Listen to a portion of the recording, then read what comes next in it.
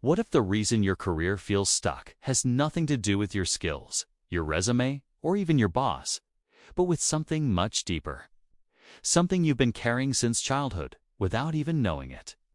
That question changed everything for me. And today, it might change something for you too. There's a psychologist most people have never heard of. He worked in Vienna in the early 20th century, alongside Freud and Jung. But while those names became household words, his ideas, arguably more practical, more grounded, more immediately useful, stayed in the background. His name was Alfred Adler, and what he understood about human motivation, ambition, and belonging might be the most quietly powerful framework you can apply to your professional life right now. Stay with me, because what comes next isn't theory for theory's sake. It's something you can feel and use by the end of this video. Adler believed something that sounds almost too simple at first. He believed that every human being is driven by a single fundamental desire to feel significant. Not rich, not famous, not powerful, significant. To matter, to belong. To feel that your presence in the world makes a difference, however small. And here's where it gets interesting for your career. Most of us pursue professional success without ever asking ourselves, significant to whom? And why? We chase promotions, titles, salaries, not because we've consciously chosen those goals, but because somewhere along the way we learned that those things were the proof of maturity, of worth, of being enough. Adler had a name for this. He called it the striving for superiority. But don't let the word superiority throw you off. It doesn't mean wanting to be better than others. It means the very human drive to move from a feeling of incompleteness toward something more whole. We all start life feeling small and dependent, and we spend the rest of our lives compensating for that, one way or another. Some of us overcompensate. We become workaholics, not because we love the work, but because stopping feels dangerous. Some of us undercompensate. We shrink before opportunities, convince ourselves we're not ready, let years pass. And some of us, if we're lucky, or if we've done the work, find a middle path. A place where effort comes from genuine interest and contribution, not from fear. Now here's the question worth sitting with for a moment. Which of those patterns do you recognize in yourself? Because recognizing it, just seeing it clearly, without judgment, is already a form of progress. One of Adler's most revolutionary ideas is what he called social interest, or Gemeinschaftsgefühl in German. It's the sense of feeling connected to and responsible for others. And he argued that psychological health, and by extension, professional fulfillment, is directly proportional to how much of this quality a person has developed. What does that mean in practice? It means the people who tend to find deep satisfaction in their careers are not the ones who are the most talented or the most aggressive. They're the ones who have learned to genuinely care about the people around them. The colleague who lifts others, the manager who makes her team feel seen, the consultant who listens before he speaks. That quality, that orientation toward others, isn't just nice to have. According to Adler, it's the actual mechanism behind meaning. Think about the most respected professional you've ever encountered. Not the most impressive, necessarily.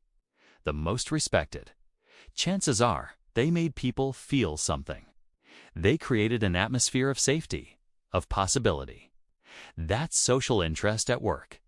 And the beautiful thing is that it's a skill. It can be cultivated. Slowly, intentionally, one interaction at a time. Now let's talk about something Adler called the lifestyle, and no, not in the Instagram sense. He meant the deeply personal, largely unconscious set of beliefs we develop in early childhood about who we are, how life works, and what we need to do to belong. Think of it as your operating system. It runs in the background of every decision you make, every risk you take or avoid, every relationship you build at work. For example, someone who grew up feeling like they had to earn love through achievement might become an adult who ties their entire self-worth to professional output.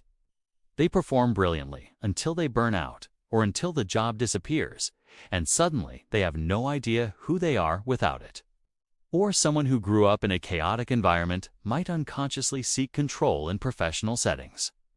Micromanaging teams, resisting delegation, confusing rigidity with safety. None of this is weakness. All of it is adaptation. But the question Adler keeps asking, and the question worth asking yourself is this old strategy still serving you, or is it running on autopilot, solving a problem that no longer exists? Here's what makes Adler different from so many other thinkers in this space. He was relentlessly optimistic. He didn't believe you were trapped by your past. He believed the past explained the present, but the present could still be reshaped. The lifestyle can be examined, patterns can be interrupted, new meanings can be chosen. That's not a small thing. That's actually a radical form of freedom. Let's come back to the career context, because there's something specific and practical here that I don't want to glide past. Adler talked a great deal about what he called the 3 life tasks: work, love, and community. He believed that how a person relates to each of these 3 domains tells you almost everything about their inner life. Work for Adler wasn't just economic. It was one of the primary arenas where humans find meaning, develop competence, and contribute to something beyond themselves. He was clear that work done purely for ego, for validation, for status, for the suppression of inner anxiety tends to feel hollow over time, no matter how successful it looks from the outside. Work done as contribution, on the other hand, work that feels connected to others, that serves something, tends to sustain people. It gives them what Adler called courage. Not the dramatic kind, but the quiet, daily kind. The courage to keep showing up, to fail and try again, to collaborate even when collaboration is uncomfortable. This is why, if you've ever been in a role that looked perfect on paper and felt completely empty in practice, Adler would probably nod slowly and say, "Yes, of course, the form was right.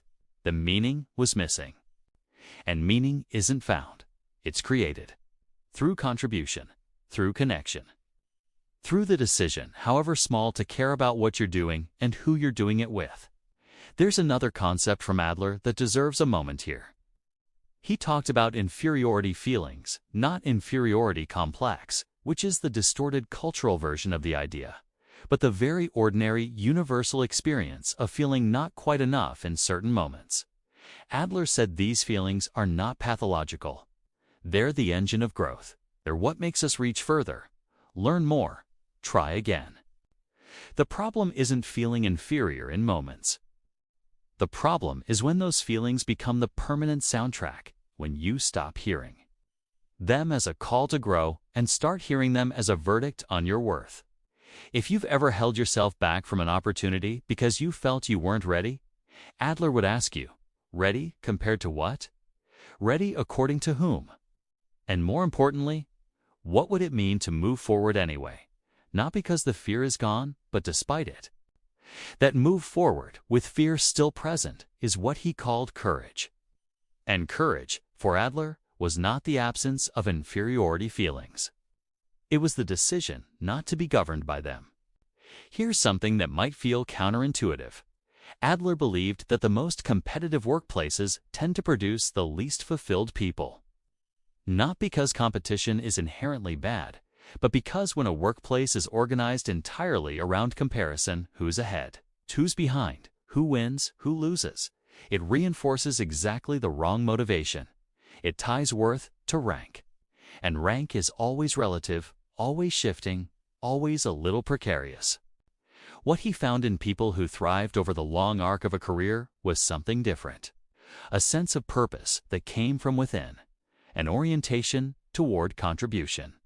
An ability to collaborate without losing themselves. These aren't soft skills in the dismissive sense of the phrase. They're deep structural capacities that compound over time.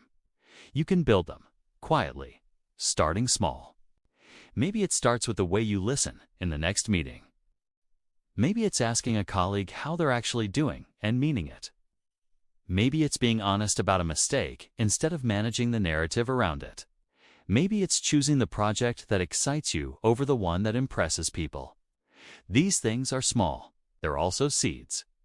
The version of your career that feels genuinely satisfying, not just successful, but satisfying, is built from thousands of these small moments.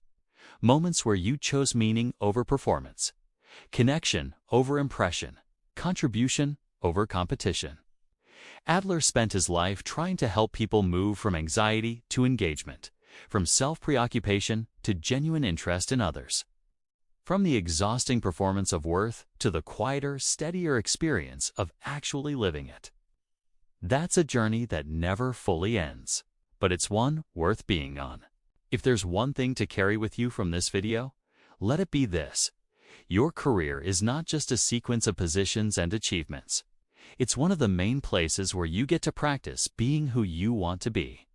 And the question Adler would leave you with, gently, without judgment, is simply this: who do you actually want to be? And is the way you're working right now, today, helping you become that person? You don't have to answer that all at once, but sitting with it honestly, that's already the beginning of something. If this resonated with you, share it with someone who needs to hear this. And if you want more videos like this, make sure to subscribe. I'll see you in the next one.